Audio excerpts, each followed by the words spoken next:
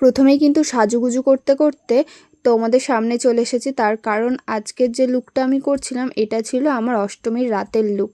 তো কোনো ইন্ট্রো তো দিলামই না। তো চলো একেবারে ভিডিওটা কিন্তু স্টার্ট করে দিয়েছি। আর এখানে দেখো আমি পুরোপুরি রেডি হয়ে গেছি। তার হাজবেন্ড একটুখানি আমাকে ভালোভাবে একটু শ্যুটা পরিয়ে দিচ্ছিলো, যেহেতু জিন্স পরেছিলাম তো বসে বসে ঠিকঠাকভাবে পরতে পারছিলাম না। তারপর দেখো এটা হচ্ছে আজকে আমার অষ্টমীর ফাইনাল লুক। তো পরে চুলটা ছেড়ে দেবো, যেহেতু এখন বাইকে করে যাব সেই জন্য কিন্তু চুলটা বেঁধে নিয়েছি।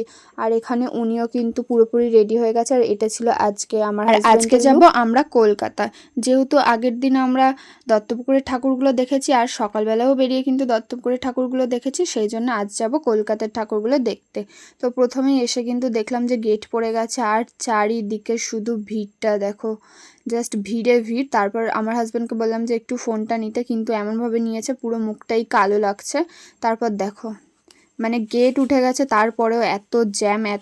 যাই হোক, এখানে 1 ঘন্টা ধরে এই জ্যামের ভিতর থেকে বেরোলাম। বেরিয়ে কিন্তু আমরা সোজা চলে এসেছি পেট্রোল পাম্পে, যেহেতু সারা রাত একটু ঘোরাঘুরি হবে তো তেল না ভরলে তো হবে না। তারপর কিন্তু আমরা এখান থেকে নিজেকে একটু দেখে নিয়ে তারপর চলে গেলাম বাইপাস ওভারব্রিজের উপর থেকে এখন আমরা যাচ্ছি। আর আমাদের সাথে আজকে যাবে আমার বাবা মা ভাই, মানে 2 ভাই, পিসির ছেলে আর আমার ভাই। তো বাবা মা কিন্তু আগেই চলে এসেছে। আর আমরা যেহেতু অনেকটা দূর থেকে যাচ্ছিলাম তো সেই জন্য সারা রাস্তায় এই জ্যাম কাটাতেই অনেকটা সময় চলে গিয়েছে। তারপর কিন্তু বাবা মার সাথে দেখা হয়ে গিয়েছে আর আমরা চলে এসেছি আমাদের ফার্স্ট প্যান্ডেলে। আর প্যান্ডেলটা খুবই সুন্দর হয়েছিল।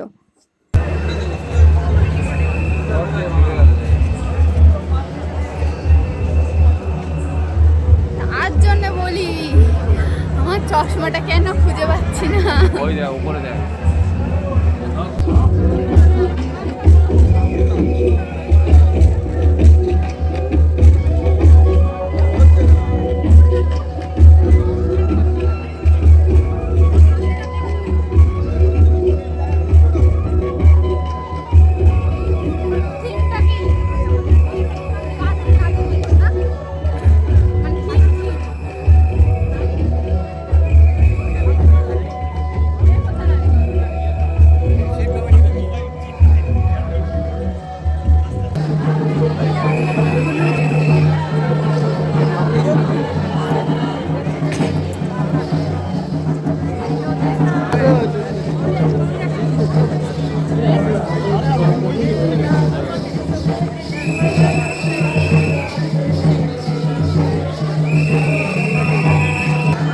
ডাকায় নাচ করতে করতে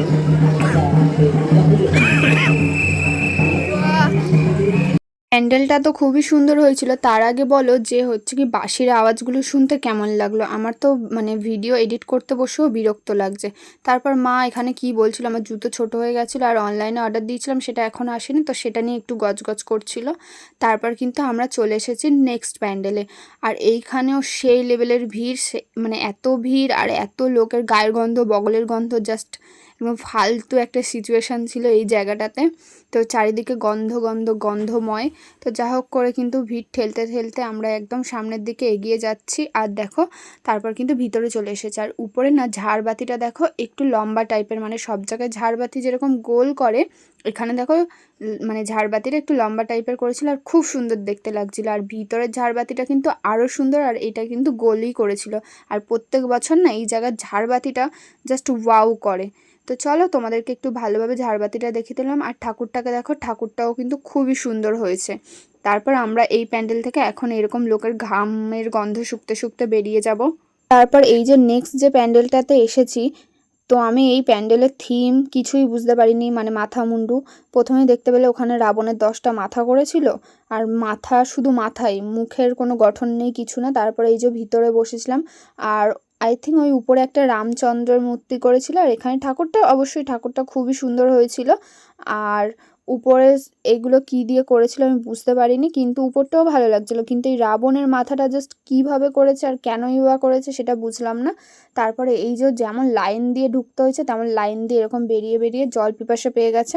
তো জল কেনার আগে আমি ভাবলাম যে এখানে আইসক্রিম খাই, তো এখানে সবাই মিলে এই যে আইসক্রিম খাচ্ছিলাম। এখানে মা, আমি, ভাই, আমার হাজব্যান্ড সবাই ছিলাম। তো তারপরে এই দেখো আরেকজন হেঁটে আগে চলে যাচ্ছে, আর মা তো জানি না গড় করে কোন দিকে যাচ্ছে। আর এটা আমরা আজকে যে ঠাকুরগুলো দেখছি এগুলো কিন্তু বালিগঞ্জ মানে গড়িয়াহাটের দিকেই সব ঠাকুরগুলো দেখছিলাম, গড়িয়াহাট ঢাকুরিয়া এগুলো আর কি। ঢাকুরিয়াও যাওয়া হয়নি, মানে গড়িয়াহাটের মাঝখানেই দেখছিলাম।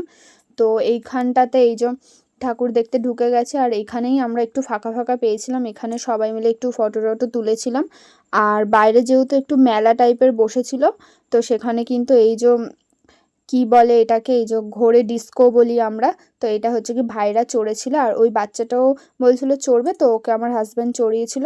জাস্ট এইগুলো খুবই ভালো লাগে যে ও একটু সবাইকে দেখে আর কি। তারপর কিন্তু এই দুলটা আমি কিনেছিলাম এখান থেকে, মাত্র 40 টাকা নিয়েছে, কিন্তু আমার খুবই ভালো লেগেছে। আর পরের দিন আমি এই দুলটা পরেই বেরিয়েছিলাম। তারপর একটা অন্য দুলের দোকানে যাচ্ছিলাম, তো সেখানে আমার দুল পছন্দ হয়নি, আর এখানে এসেছিলাম চাবির রিং কিনতে। তো এখান থেকে আমার ভাইও চাবির রিং নিয়েছে, আর আমি এইটা নিয়েছি।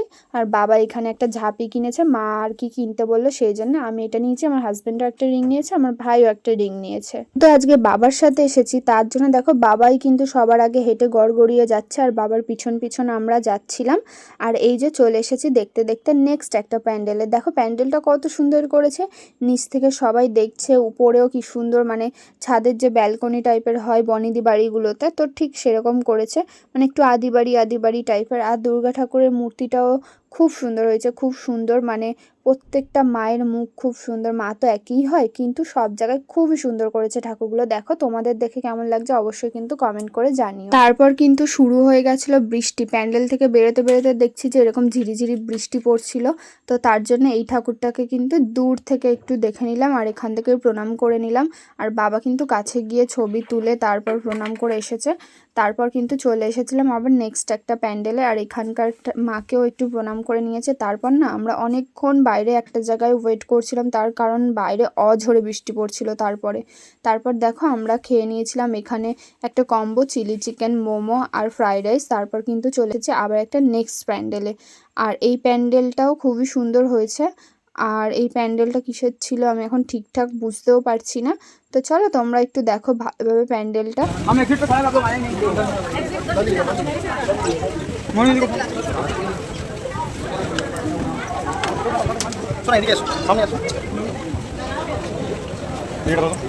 পুরো রাস্তাঘাট ভিজে, আর এই দেখো ভাইরা যাচ্ছে, এই যে আগের বাইকটা তার আগের স্কুটিতে যাচ্ছে বাবা আর মা, আর আমরা ছিলাম এই যে পিছনে। মানে এখন কিন্তু ঝিরিঝিরি বৃষ্টি পড়েনি, এর আগে কিন্তু অঝরে মানে প্রচুর বৃষ্টি হয়েছে। তারপর বৃষ্টিটা একটু কমা মাত্রই আমরা রেস্টুরেন্ট থেকে বেরিয়েছি, আর এখন কিন্তু এখনও বৃষ্টি পড়ছে ঝিরিঝিরি। তো এখান থেকে আমরা সোজা চলে যাব বাড়িতে, আর ওরা চলে যাবে ওই বাড়িতে। যেহেতু আমি শ্বশুরবাড়িতেই ফিরবো, তার জন্য কিন্তু আমরা চলে যাচ্ছি, কারণ বৃষ্টির মধ্যে আর ঠাকুর দেখা হবে না। তো রাস্তা থেকে এই যে কি একটা নিয়েছিলাম, তারপর একটা জলের বোতল নিয়েছি। আর দেখো আমি কিন্তু বাড়ি চলে এসেছি, আর বাড়ির রাস্তায় এসে দেখলাম যে এরকম পুরো শিউলি ফুল পড়ে পুরো রাস্তাটা বিছিয়ে আছে, দেখে তো খুব ভালোই লাগছিল।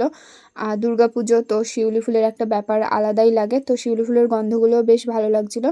তারপর কিন্তু আমরা হোল নাইট ঠাকুর, এই যে আমার পায়ের অবস্থা খুবই খারাপ। তারপর এই দেখো বেরিয়েছিলাম কিভাবে, আর ঘরে ঢুকেছি পুরো পেতনি হয়ে, আর এখন পাচ্ছে প্রচণ্ড ঘুম।